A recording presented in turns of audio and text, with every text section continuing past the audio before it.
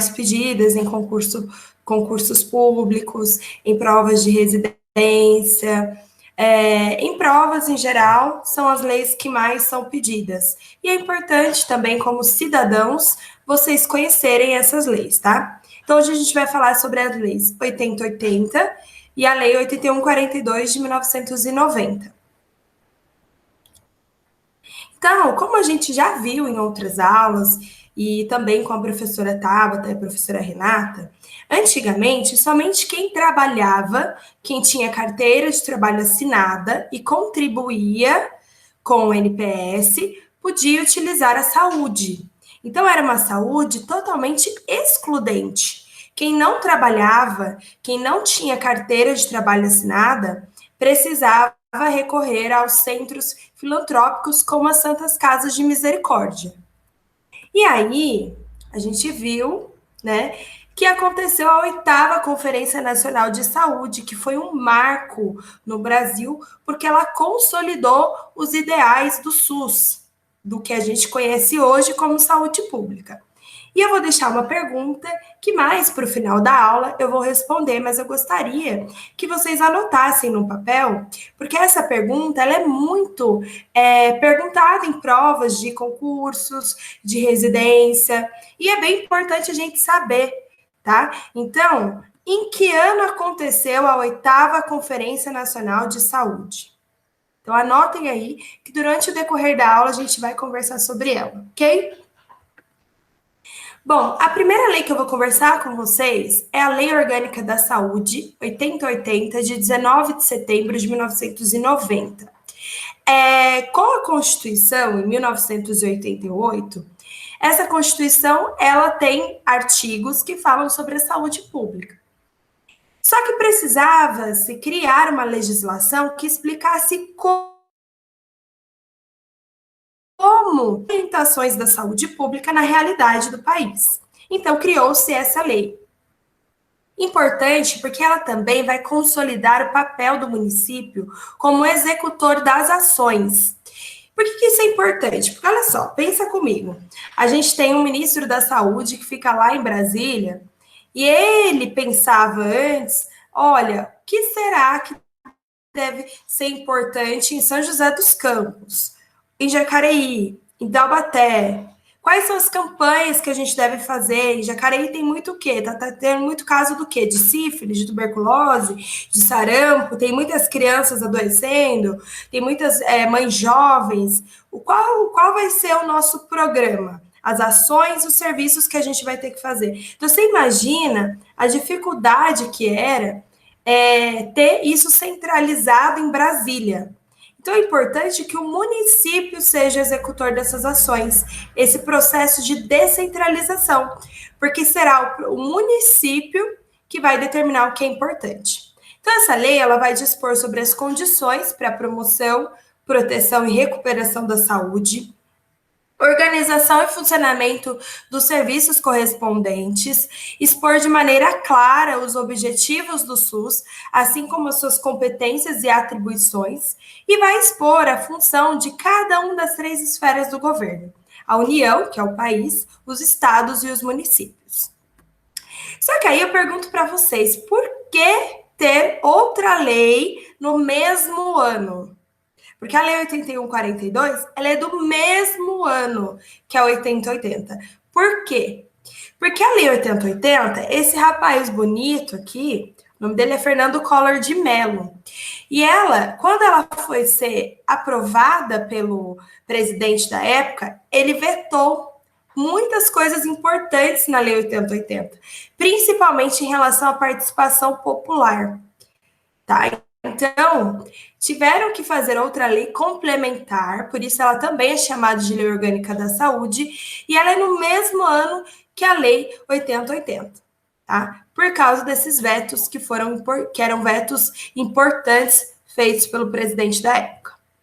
Então, vamos começar falando da Lei Orgânica da Saúde 8080/90. Então, essa lei, ela tem do artigo 1º até o artigo 55. Eu foquei nos principais artigos, então vocês precisam ler a lei na íntegra, tá? Para saberem todos os artigos referentes a essa lei. Não teria como, nesta aula, a gente conversar sobre todos eles e desbravar todos eles, tá? Então, eu selecionei os que são mais pedidos em provas, os que são mais importantes para um cirurgião dentista saber. Então, a gente vai conversar sobre alguns nessa aula, mas peço que vocês leiam a lei na íntegra. Artigo 1º. Esta lei regula em todo o território nacional as ações e serviços isolados, conjuntos, permanentes ou eventuais. Então, pode ser uma campanha eventual, por exemplo, de vacinação, ela vai ter que respeitar o que está escrito nessa lei. Pode ser um serviço que dure o ano inteiro, durante anos, também vai ter que respeitar esta lei. Público ou privado. Então, muita gente não sabe, mas essa lei não se limita ao SUS. Você, lá no seu consultório, como uma pessoa física, precisa respeitar essa lei. Pessoa jurídica também precisa respeitar essa lei, então, seja público ou privado. Artigo 2º. Lembra que eu falei para vocês que ela era excludente? Só quem contribuía financeiramente para o NPS podia utilizar a saúde? Agora mudou. A saúde ela é considerada um direito fundamental do ser humano. Por isso que o SUS serve de parâmetro para outros países, né? Porque todo mundo tem direito a utilizar a saúde no Brasil. A saúde é um direito de todos e dever do Estado. Então, esse é o caput desse artigo, é o principal. E aí, ele é dividido em 2 parágrafos, tá? O primeiro parágrafo. O dever do Estado de garantir a saúde consiste na formulação e execução de políticas econômicas e sociais que visem a redução dos riscos de doença e de outros agravos. Então, vamos entender essa frase. Agora, o Estado deve garantir saúde a todo mundo. Como que ele vai fazer isso? Ele vai ter que formular políticas econômicas e sociais, por exemplo, o Bolsa Família, para que as pessoas tenham uma redução no risco de doenças. Se a pessoa tem renda, ela vai se alimentar melhor, ela vai ter mais acesso a bens materiais, como escovas de dente, remédios, tá? Vai ter que formular, então, essas políticas econômicas e sociais e executar essas políticas, tá? Garantindo o acesso universal. O que é universal? Para todo mundo. E igualitário. Igualitário é sem discriminação.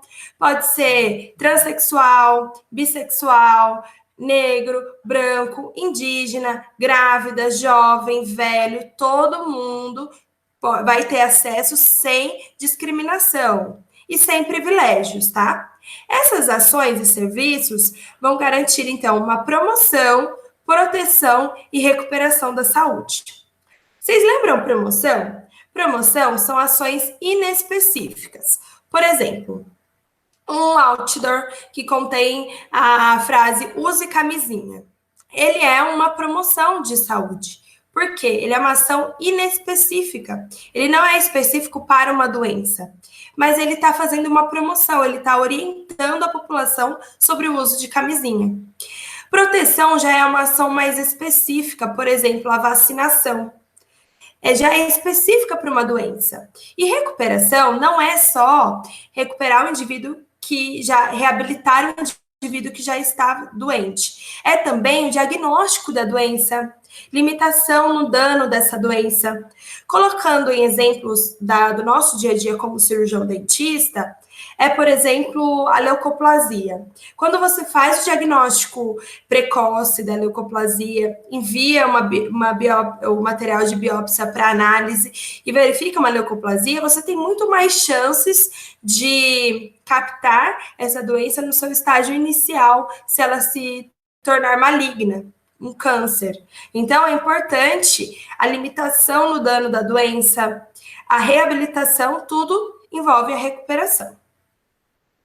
O segundo parágrafo vem trazer que, apesar de ser um dever do Estado, não vai excluir o das pessoas, o da família, o da empresa e o da sociedade. Então, todo mundo é responsável pela saúde da comunidade. Não cabe só ao Estado, mas todas as pessoas que convivem na sociedade são responsáveis pela saúde. Não adianta só o Estado fazer a parte dele e as pessoas não fazerem a parte delas, a família, a sociedade, as empresas. Então, por isso que todo mundo é responsável pela saúde da comunidade. Artigo 3º. O artigo 3º, ele vem falar sobre os fatores determinantes e condicionantes da saúde. Então, foi visto que o nível de saúde depende muito da organização social e econômica do país. Quanto maior a desigualdade nesse país, pior é o nível de saúde, porque a gente tem os extremos. Pessoas muito ricas que conseguem ter uma saúde, um atendimento de qualidade, e pessoas miseráveis que não conseguem ter esse atendimento. Então, quando foi estabelecido o conceito de saúde, esse conceito foi ampliado. Então, não é só o fator biológico. Atualmente, considera-se saúde o bem-estar físico, mental e social do indivíduo. Então, não é só, ele está com febre, ele está doente. A gente sabe que hoje existem doenças mentais, né? Não é uma doença física. Por exemplo, a depressão, a ansiedade são consideradas doenças. Então, esses fatores determinantes e condicionantes, eles devem receber uma interferência para que o nível de saúde da população seja elevado. Quais são, então, esses fatores determinantes e condicionantes? É o trabalho. Será que aquela população tem acesso a trabalho e renda? Saneamento básico. Será que o meu paciente, o usuário do SUS, ele recebe água tratada, água fluoretada ou não? Lazer. Então, investimento em academias ao ar livre, parques, educação. Será que ele sabe ler? Então, tudo isso é muito importante. Atividade física para controle do colesterol, hipertensão, melhorar o social daquele usuário. Moradia. Tem muita gente que não tem onde morar, né? Mora em barraco. Então, assim, é importante saber onde aquela pessoa vive. Isso é muito nítido dentro do SUS com a estratégia de saúde da família, né? Alimentação. Será que ele se alimenta bem ou ele só come coisas que não têm nutriente nenhum? E meio ambiente, não adianta você não entender que ele mora num lugar onde tem muita poluição, ele mora perto de um córrego poluído, então precisa entender os fatores determinantes e condicionantes para conseguir um nível de saúde melhor da população. Artigo 4º. O artigo 4º, ele vem dizer o que constitui o SUS. O que é o SUS, então? É um conjunto de ações e serviços de saúde que é prestado nas 3 esferas de governo, seja em nível federal, estadual e municipal. Pode ser de administração direta, então o próprio município administra aquele hospital, aquela unidade básica de saúde. Indireta, então ele faz uma parceria, ele faz um convênio com algum órgão, alguma instituição, e fundações mantidas pelo poder público. Então, o primeiro parágrafo traz que as instituições públicas que são nessas 3 esferas, federais, estaduais e municipais, elas vão ser responsáveis pelo controle de qualidade, pesquisa e produção de insumos, medicamentos, inclusive sangue e hemoderivados, os hemocentros, né? E equipamento para a saúde. Uma das que está mais assim alta agora, que as pessoas estão ouvindo muito falar, é a Fundação Oswaldo Cruz, o Fiocruz, né? Por conta da vacina do Covid, do coronavírus. Então, assim, é importante entender que essas instituições públicas também devem estar enquadradas dentro dessa lei. O segundo parágrafo do artigo Quarto, então o primeiro parágrafo fala sobre as instituições públicas. O segundo é muito importante, porque ele é sempre cobrado em provas de concurso público, de residências. A iniciativa privada, as empresas privadas, poderão participar do Sistema Único de Saúde em caráter complementar. Sempre existem pegadinhas falando de caráter adicional, suplementar, incremental. Não, é complementar. Só que a prioridade para essa contratação, ou esse convênio, é para as instituições filantrópicas e sem fins lucrativos. E um pré-requisito para ter essa participação da iniciativa privada é insuficiência de recursos. Então, vamos colocar isso na prática. Existe uma cidade próxima a São José dos Campos chamada Santa Branca. A cidade tem 20 mil habitantes, praticamente. Tem alguns habitantes idosos que precisam, algumas vezes no ano, fazer um raio-x do tórax. Aí você pensa, será que para a prefeitura compensa abrir um laboratório, contratar recursos humanos, comprar equipamento, fazer o treinamento para uma vez no ano esses idosos irem lá fazer um raio-x do tórax? Não compensa.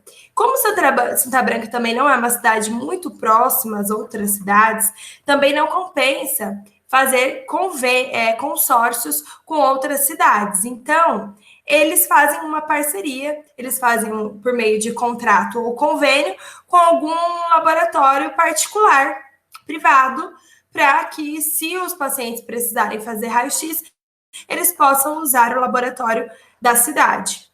Entendeu? Então, é para justamente o governo não ter que investir uma coisa que não é tão requisitada naquela cidade. Então, isso é em caráter complementar, porque tem insuficiência de recursos. O poder público não tem, a saúde pública não tem aquele equipamento, ou não tem aquele laboratório, e por isso faz parceria com alguma iniciativa privada. Ok? Artigo 5º. O artigo 5º ele vem falar sobre os objetivos do SUS. A gente já estudou os princípios doutrinários do SUS, que são aqueles três: universalidade, equidade e integralidade. É diferente princípios organizativos de doutrinários, são coisas diferentes, e o objetivo é qual é a meta do SUS, tá? Então, eu gravo com essa sigla, IFA. E identificação e divulgação dos fatores determinantes e condicionantes da saúde. Então, eu preciso identificar se naquela região eu tenho água tratada, se eu tenho moradia, renda, como é a população daquela região.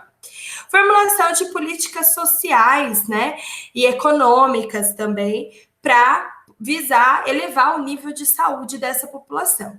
E assistência às pessoas. Então, as ações de promoção, proteção e recuperação, com a realização integrada de ações assistenciais. As assistenciais é quando o paciente já está doente, eu preciso tratar. Só que no SUS vai ter uma prioridade para as ações preventivas, prevenir a doença. Então, vamos colocar atividade física, vamos instruir como diminuir o colesterol, uma boa alimentação. Por isso que dentro das unidades básicas, a gente vê que você tem palestras, você tem orientações nutricionais, hortas, para justamente orientar a população a prevenção das doenças. Porque é muito mais barato, é muito mais fácil de tratar quando são atividades preventivas. O usuário não fica doente, tá? As assistenciais é quando já tem a doença estabelecida. Artigo 6º. O artigo 6º, ele é muito parecido com o artigo 200 da Constituição de 1988, porque fala sobre os campos de atuação do SUS, tá? Então, quando apresenta esse númerozinho romano, a gente fala inciso. Então, o inciso 1, ele vem falar sobre as execuções das ações de vigilância sanitária, vigilância epidemiológica, saúde do trabalhador, assistência terapêutica integral, incluindo a farmacológica. E aí tem várias participações do SUS. Eu coloquei em negrito as palavras-chave. Então, ele participa na formulação da política e na execução de ações de saneamento básico. É importante, né? Lembra que a gente viu? Fatores determinantes e condicionantes. Ordenação na formação de recursos humanos na área de saúde, então, por meio de processo seletivo ou concurso público. Vigilância nutricional e orientação alimentar. A gente viu que a alimentação é um dos fatores determinantes e condicionantes. Colaboração na proteção do meio ambiente, nele compreendido o trabalho. Então, ele ajuda, auxilia. Formulação da política e participação da produção de medicamentos, equipamentos imunobiológicos. Isso é importante, a gente está vendo muito isso agora com a vacina do Covid, quanto o Ministério da Saúde está participando, né? Eles selecionaram servidores públicos para participar do teste da vacina. Aí, outros insumos de interesse à saúde e a participação na sua produção. Então, olha só, o controle e fiscalização de serviços. A gente não fala que a vigilância sanitária vai no consultório do dentista, vai em restaurantes? Pois é, fiscalização dos serviços, produtos e substâncias para interesse à saúde. Em farmácia, fiscalizar os remédios, tá? Fiscalização e inspeção de alimentos, águas e bebidas para o consumo humano. Então, olha que importante. Se você bebe uma água de qualidade com a presença de flúor no índice adequado, é por conta da fiscalização do SUS. Bebidas, olha, a Coca-Cola, geladinha, que todo mundo gosta, o SUS também fiscaliza. Então, lembre-se dessa imagem da Coca-Cola, porque se aparecer que o SUS fiscaliza e inspeciona alimentos, águas e bebidas para consumo humano, isso está correto. Participação no controle e na fiscalização de produção, transporte, guardia e utilização de substâncias e produtos psicoativos, tóxicos e radioativos. Sim, gente, essa receitinha azul é a receita B, que a gente fala, é uma receita que a gente utiliza para ansiolítico, diazepam, clorazepam, lorazepam, todos esses ansiolíticos que a gente usa, midazolam, precisa ser nessa receita de uso contínuo, tá? Então, precisa receitar isso para o paciente, porque essa receita, ela vai para a vigilância sanitária, tá? Então, eles fazem essa participação, essa fiscalização da utilização dessas substâncias. O incremento em sua área de atuação no desenvolvimento científico e tecnológico, como a gente viu agora com o Covid, participação da saúde pública em muitos estudos e pesquisas, a formulação e execução da política de sangue e seus derivados, tá? Então, os hemocentros, doadores de medula óssea, tudo isso tá dentro da saúde pública. Dentro do artigo 6º, ele vai desmembrar, e no primeiro parágrafo vai falar sobre a vigilância sanitária. O que é a vigilância sanitária? Então, eu quero que vocês lembrem que a vigilância sanitária, ela vai ser um conjunto de ações que vai eliminar ou diminuir o risco à saúde e intervir nos problemas sanitários decorrentes do meio ambiente. Então, decorrentes da produção e circulação de bens, por exemplo, aí ó, a gente está vendo a vigilância sanitária fiscalizando, olha só, o restaurante. Então, quando a gente vê, o restaurante foi denunciado para a vigilância sanitária. A vigilância sanitária vai até lá fiscalizar os alimentos, a guardia desses alimentos, se está sendo armazenado de forma correta, a limpeza. Então, agradeçam ao SUS, à saúde pública, por comerem uma comida adequada dentro de um restaurante, tá? E prestação de serviços de interesse à saúde.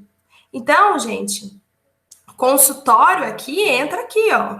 Os dentistas que são fiscalizados pela vigilância sanitária, tá? Então, a vigilância sanitária, ela vai fazer o controle de bens de consumo que direta ou indiretamente relacionem com a saúde. Por exemplo, diretamente são os consultórios odontológicos, são alimentos, né? Compreendida todas as etapas, desde o processo de produção daquele produto até o consumo, tá? E prestação de serviços que se relacionem direta ou indiretamente com a saúde. Tá? Então, tanto os bens de consumo quanto a prestação de serviços são fiscalizados pela vigilância sanitária. Como nós, dentistas, dentro do nosso consultório. Vigilância epidemiológica. Está em alta agora com o coronavírus, a vigilância epidemiológica, né? Sempre aparece lá na televisão, o secretário de saúde falando sobre a vigilância epidemiológica. Então, é um conjunto de ações que proporcionam o conhecimento, a detecção e a prevenção de qualquer mudança nos fatores determinantes e condicionantes de saúde individual ou coletiva.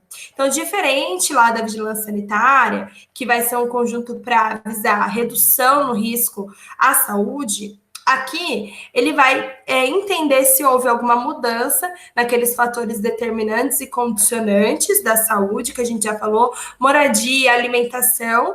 E aí, quando ele perceber que houve essa mudança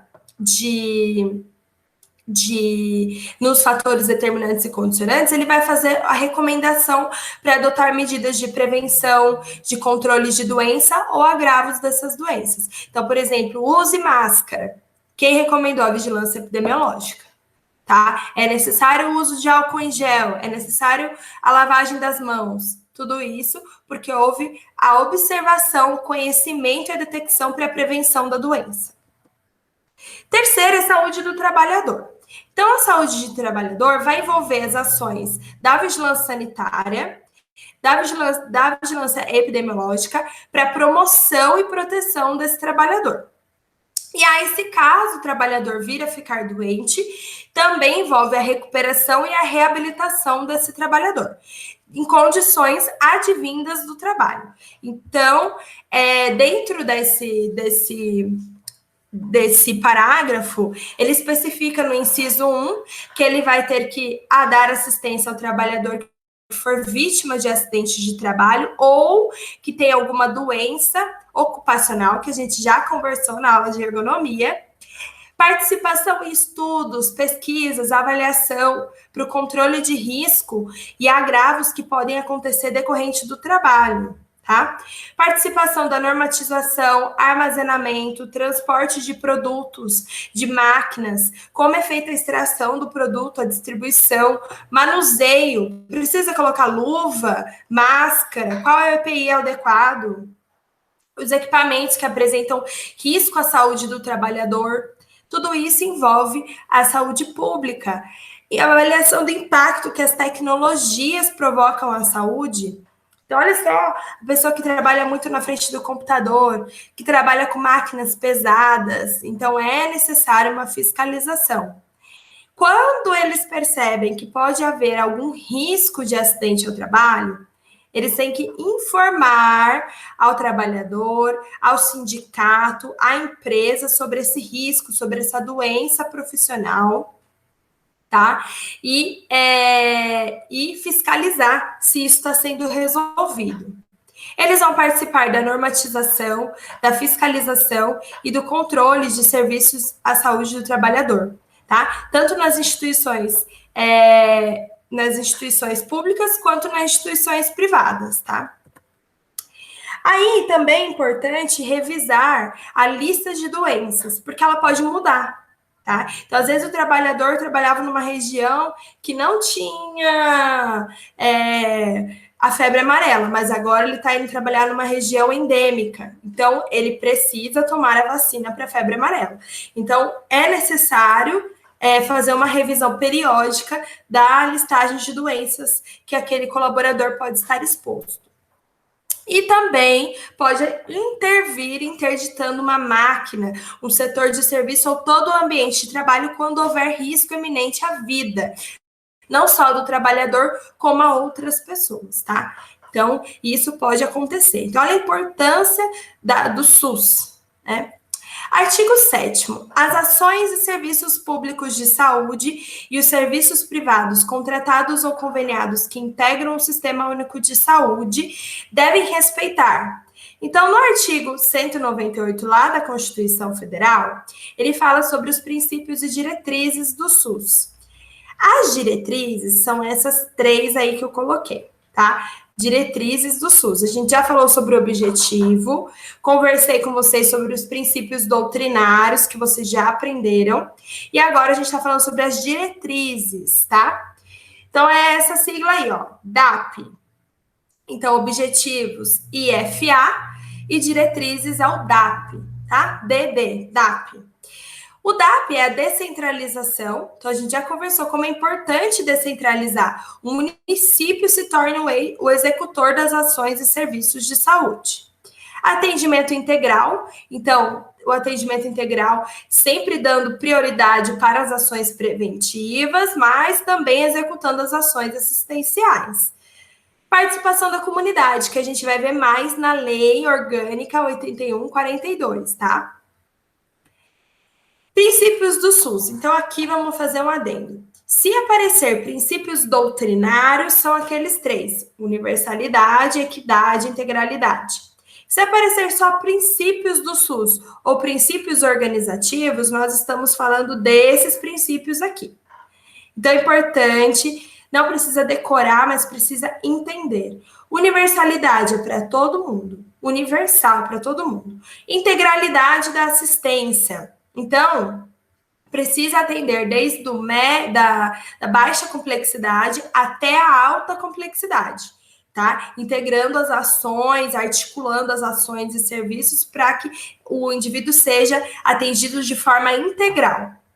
Preservação da autonomia. Por isso que é tão importante a gente ensinar o paciente a reconhecer o processo saúde e doença, a aprender a observar o próprio corpo, a própria comunidade, entender que aquilo, tá? Então, a preservação da autonomia do indivíduo.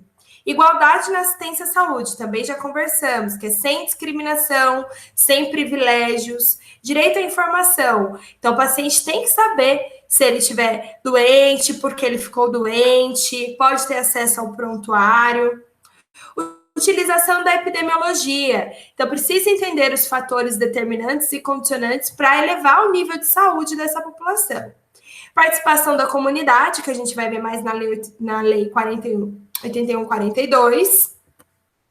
Descentralização política administrativa, como eu já falei também, importante, porque agora é o município que vai executar as ações e serviços de saúde. Integração, a gente vai conversar um pouquinho mais para frente, mas é realmente integrar os serviços de saúde com institutos de ensino superior, profissionalizante. Conjugação de recursos, então a gente vai ver isso também um pouco mais para frente nos consórcios intermunicipais. Capacidade resolutiva, que é resolver o problema, precisa resolver o problema. Organização dos serviços públicos, então precisa organizar para que a pessoa ela não fique, vai para atendimento especializado, volta para atendimento básico, volta para atendimento especializado, vai para atendimento... Não, precisa organizar. Então, primeira porta de entrada, que é a unidade básica de saúde, a atenção básica, depois encaminhado para a atenção secundária, e a organização do atendimento público específico e especializado. Eu coloquei entre parênteses Lei Maria da Penha, que é um exemplo. Então, quando a mulher ela é agredida, por exemplo, ela sofre algum problema psicológico decorrente disso, ela precisa ter um atendimento especializado nesse caso. Ela precisa ter atendimento com psicólogo, muitas vezes reabilitador, então ela precisa ter um atendimento mais específico e especializado. Artigo 8º. As ações e serviços de saúde executadas pelo Sistema Único de Saúde, seja diretamente ou mediante participação complementar na iniciativa privada, serão organizados de forma regionalizada, olha só. Então, aqui é o estado de São Paulo, e aqui é a região, tá? Regionalização. Então, é região abrangida aqui por essa unidade básica de saúde, tá? Uma região de saúde. Hierarquização em níveis de complexidade crescente. Então, olha só, a gente tem uma OBS, né, atenção básica, e aí quando o problema não puder ser resolvido aqui, vai ser encaminhado para atenção secundária, que é uma atenção especializada. Se não puder ser resolvido aqui, ele vai ser encaminhado para atenção terciária. E o hospital aqui não tem, por exemplo, maternidade, não tem UTI, então vai ser encaminhado para um hospital de mais alta complexidade ainda, tá? Então ele precisa ter essa capacidade resolutiva e integrar todas as ações e serviços. Artigo 9º. A direção do Sistema Único de Saúde é única. sendo representada nas 3 esferas de governo. Na União, é pelo Ministério da Saúde. Nos estados e Distrito Federal, é pelas secretarias de saúde ou órgãos equivalentes. E no município, Secretaria de Saúde ou órgão equivalente. Por exemplo, às vezes o município é muito pequeno, ele não vai ter secretaria de saúde, pode ser o próprio prefeito, que é o secretário de saúde também do município, tá? Aí eu coloquei para a gente entender atualmente como está o nosso país. Então, o Ministério da Saúde, a gente tem o Eduardo Pazuello, que é o ministro da Saúde. No nosso estado de São Paulo, atualmente mudou. Em julho, saiu o antigo secretário de Saúde e entrou o Jean, tá? Ele é o secretário de Saúde do estado de São Paulo. E no município de São José dos Campos é o médico Danilo Stanzani, tá? Ele é o secretário de Saúde de São José dos Campos, nem todo mundo é de São José, mas é âmbito de conhecimento, tá? Então, é uma direção única, ok? Aqui, só curiosidade, eu coloquei o artigo, a partir do artigo 1 ao artigo 9, a gente vai falar artigo 1º, artigo 9º. A partir do 10, a gente fala artigo 10. Por isso que eu já nem coloquei aquele símbolo aqui, ok? Então, artigo 10. Parágrafo 1. Os municípios poderão constituir consórcios intermunicipais para desenvolver em conjunto as ações e serviços de saúde que lhes correspondam. Para vocês entenderem um pouco melhor, eu coloquei essa reportagem de 2015 da BBC News, que é Por que não nascem bebês em Fernando de Noronha? Então vamos entender. Fernando de Noronha é um arquipélago, para quem não sabe, e ele nascem pouquíssimas crianças por ano lá. Nascem em torno de 1, 2 crianças por ano em Fernando de Noronha. Fernando de Noronha teria que construir uma maternidade, colocar recursos humanos, colocar UTI neonatal, comprar equipamentos e manter esse hospital para nascer 1, 2 crianças no ano. Então, o que eles fazem? A gestante faz o pré-natal até o 7º mês de gravidez, e a partir do 7º mês ela precisa ficar em Recife, porque eles têm um consórcio intermunicipal com Recife, para que as grávidas, que as gestantes, possam ter o bebê no hospital de Recife. Tá? Por isso que não nascem bebês em Fernando de Noronha. Eles fazem esse consórcio para que não precisem manter um hospital o ano todo em Fernando de Noronha para nascimento de poucas crianças. Então, é igual eu falei para vocês da iniciativa privada. Só que como é uma ilha, também não tem nenhuma maternidade lá que possa ser da iniciativa privada. Por isso, eles fazem uma conjugação de recursos com Recife para que utilizem o Hospital de Recife para o nascimento de crianças, tá? Segundo parágrafo, no nível municipal, o Sistema Único de Saúde poderá organizar-se em distritos de forma a integrar e articular os recursos, técnicas e práticas.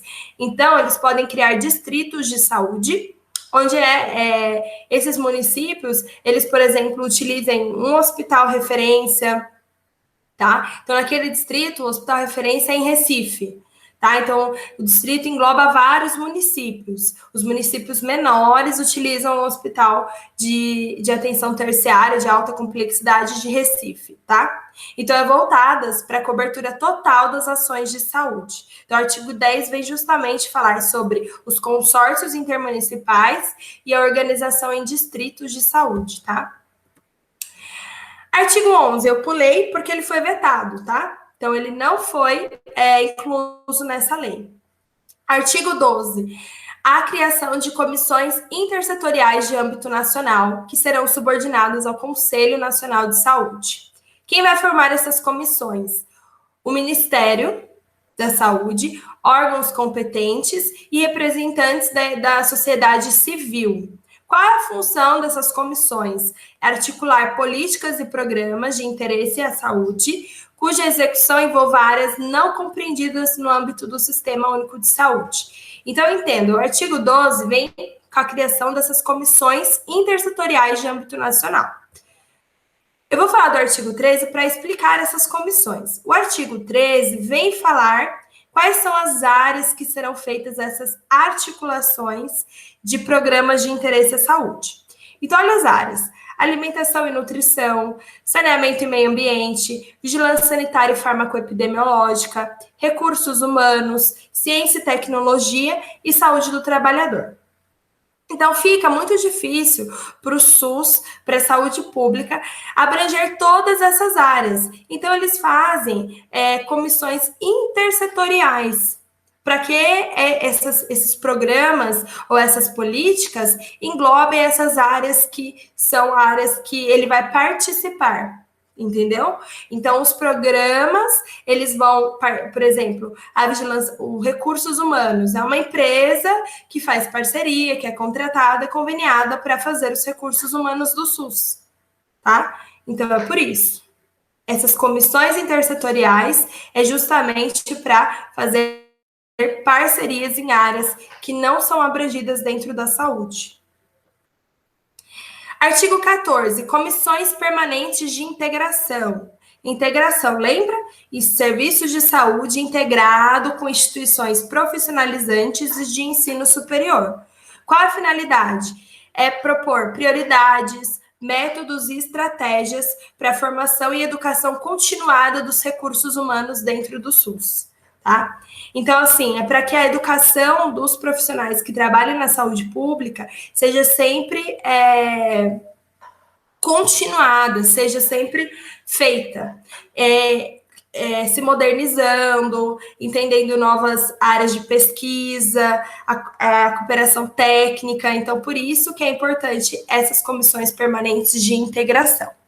Artigo 14A, são as comissões intergestores bipartite e tripartite. O que são essas comissões? São fóruns de negociação e pactuação entre os gestores do SUS.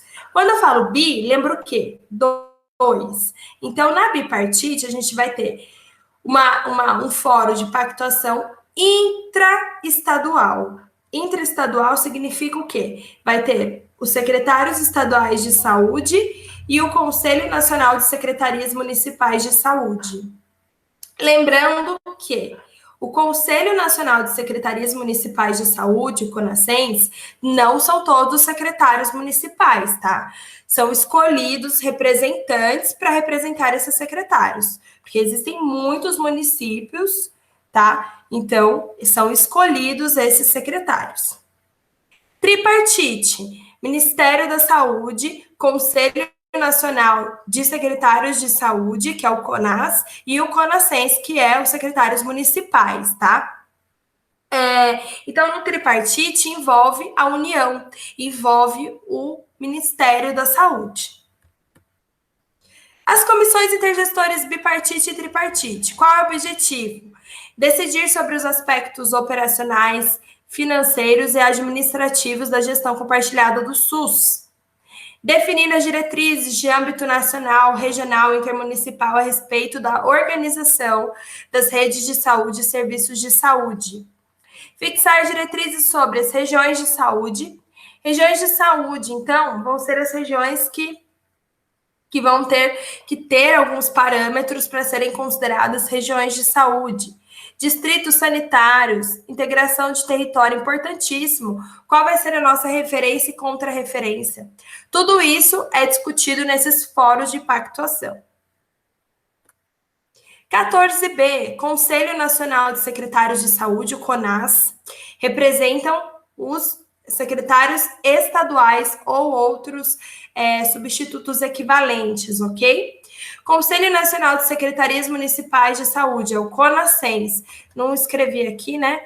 Mas é o CONASSENS. Ele representa um municipal. São reconhecidos como entidades representativas dos entes. Representativo significa que não é todo mundo. Imagina, quantidade de municípios que tem no país inteiro. Se for colocar todos os secretários aqui, vai ser muita gente. Então, são escolhidos, tá? Os secretários, alguns secretários para serem representativos aqui. 14B. CONAS e o CONASENS receberão recursos do Orçamento Geral da União por meio do Fundo de Saúde. Então, esses recursos para manter o CONAS e o CONASENS vêm do Fundo de Saúde da União, ok? E podem celebrar convênios com a União, tá? Para custear as suas despesas institucionais. Segundo parágrafo, os conselhos de secretarias municipais de saúde, olha que diferente. Então, a gente viu o Conselho Nacional de Secretarias Municipais de Saúde, que é o CONASENS, tá? Então, tem um NA porque é nacional. Os conselhos de secretarias municipais de saúde, o COSENS, são entidades que vão representar os entes municipais no âmbito estadual. Tá? Então, o COSENS vai representar os municípios quando houver fóruns de pactuação estaduais, ok? Do artigo 19 ao artigo 19H, simplifiquei. Ele fala sobre os subsistemas de atenção à saúde indígena. Muita gente simplifica falando que é o SASI, ok? SASI, Subsistema de Atenção à Saúde Indígena. Ele, dentre outras coisas, ele fala que vai valer em todo o território nacional, é um componente do Sistema Único de Saúde, então todos os princípios doutrinários, organizativos devem ser respeitados dentro desse subsistema. O financiamento virá da União e haverão distritos sanitários especiais, considerando a regionalidade, a cultura, tá? Então, tudo isso estará escrito do artigo 19 ao 19H. É sobre o subsistema de atenção à saúde indígena, ok? O artigo 19I, como que eu gravo, assim, dá um pulo do gato para vocês. Internação domiciliar. Então, quando o paciente não consegue ir até as unidades básicas de saúde, existe esse subsistema de atendimento e internação domiciliar.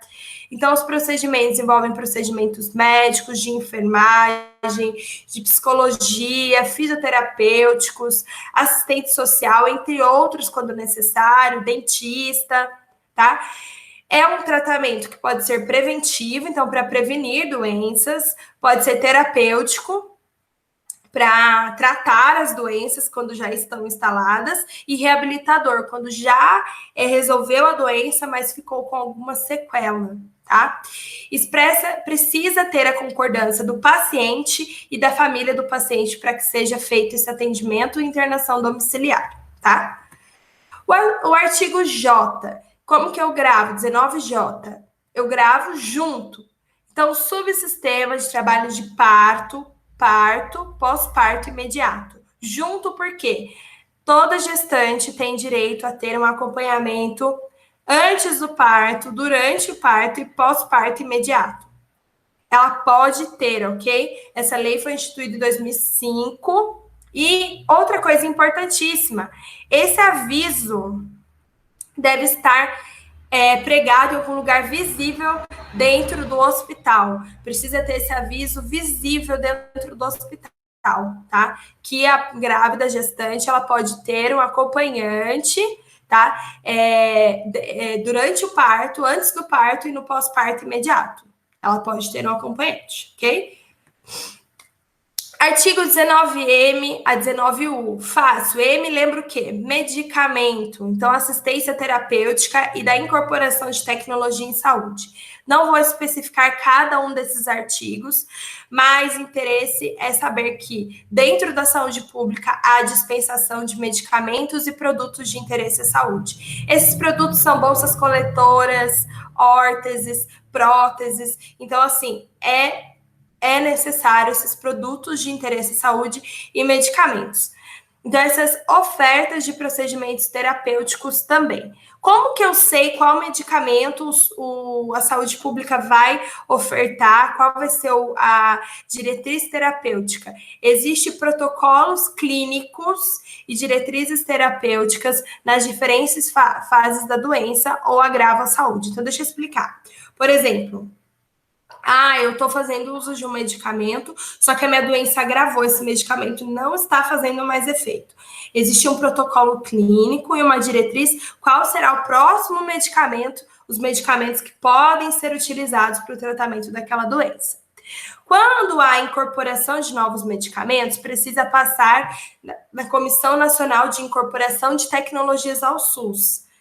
Dentro dessa comissão, vai ter um representante do Conselho Nacional de Saúde e um representante indicado pelo Conselho Federal de Medicina, tá?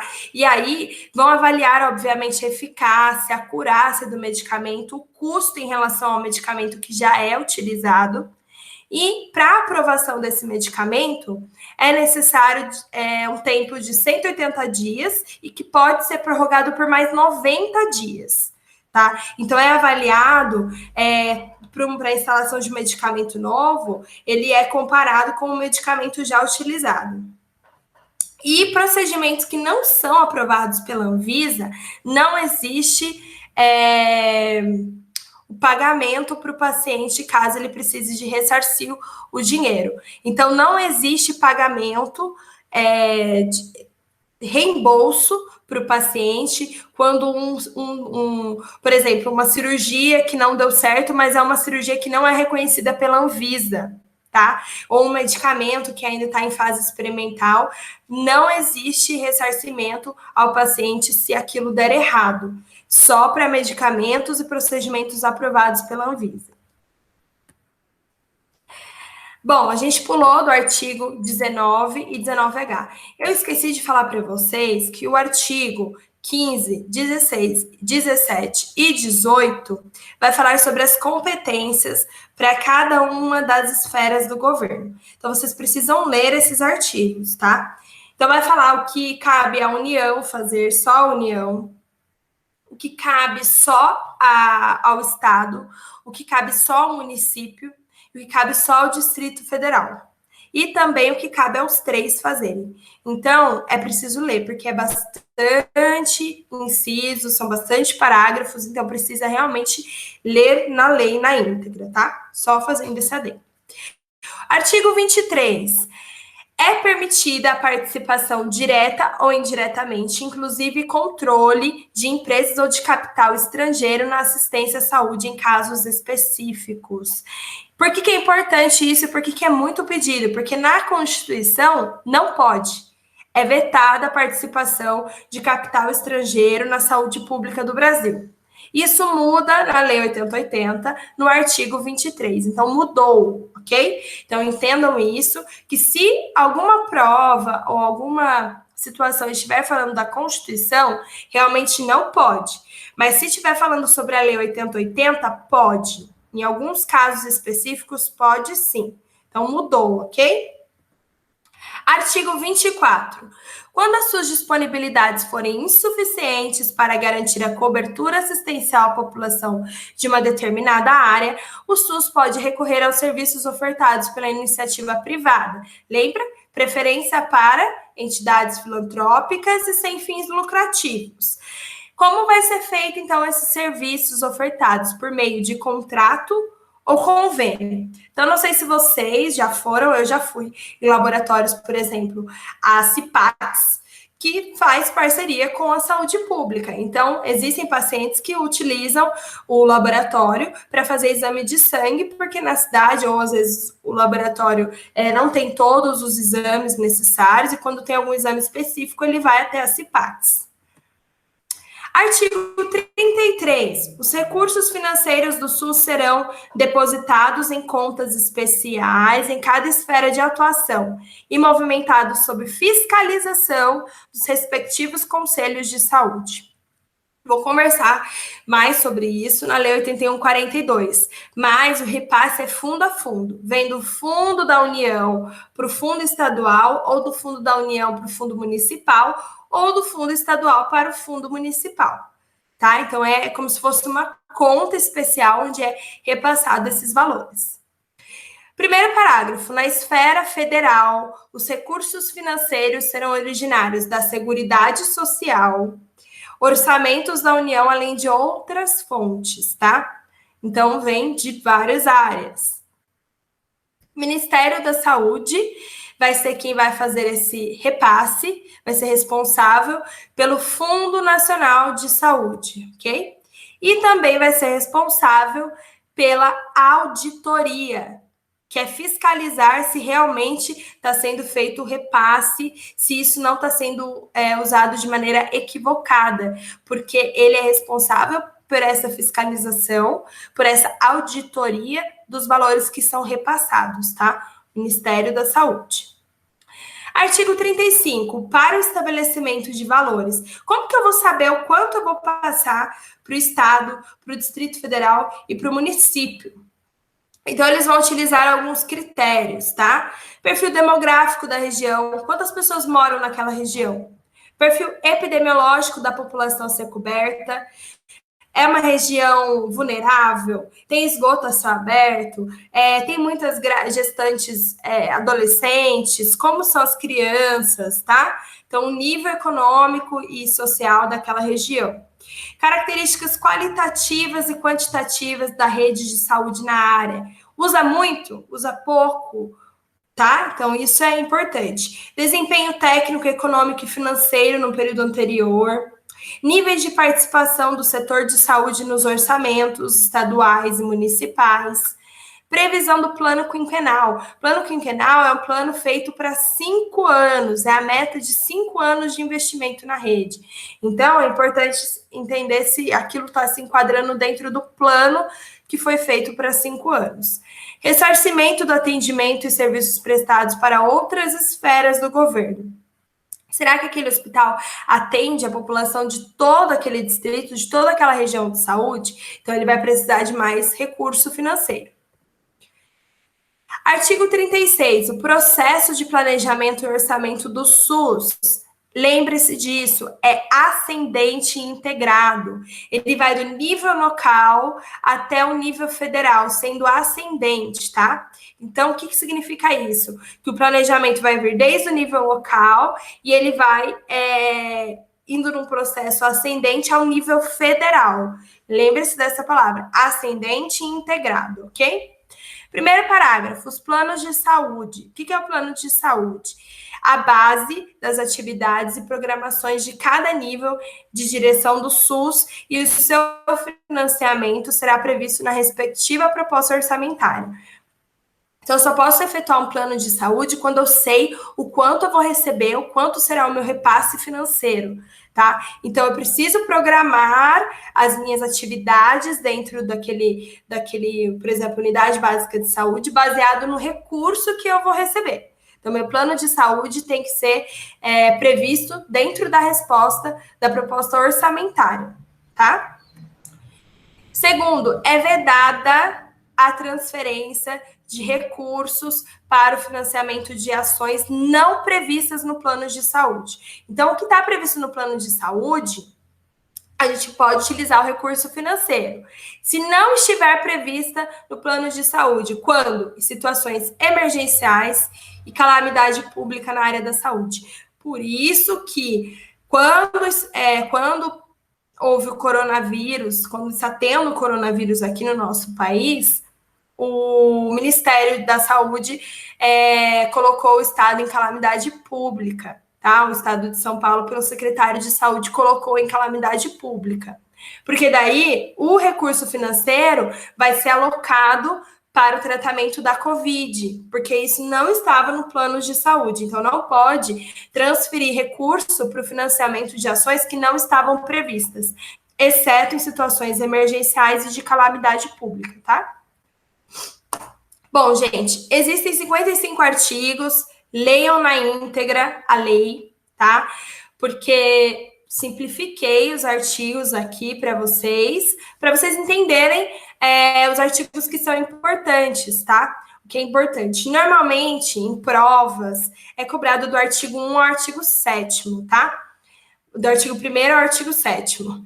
Mas algumas provas também se estendem até o artigo 10, até o artigo 10. Então, leiam a lei na íntegra, para entenderem realmente, existem outros artigos que também são importantes, mas aqui a gente não teria tempo suficiente para conversar sobre eles.